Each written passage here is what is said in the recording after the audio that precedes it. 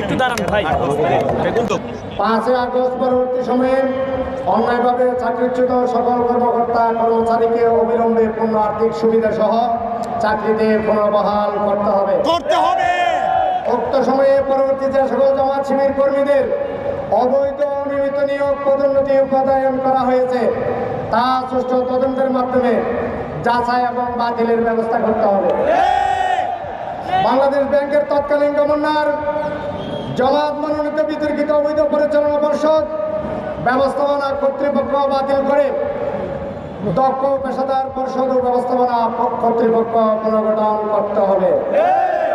Banking খাতে জামাতের দলীয় হস্তক্ষেপ বন্ধ করা এবং নিরপেক্ষ তদন্তের মাধ্যমে বাংলাদেশ ব্যাংকের বর্তমান অবস্থা স্থিতিশীলার পিছনে যে সকল ব্যক্তি দায়ী তাদেরকে শনাক্ত করে শাস্তিমূলক ব্যবস্থা গ্রহণ করতে হবে।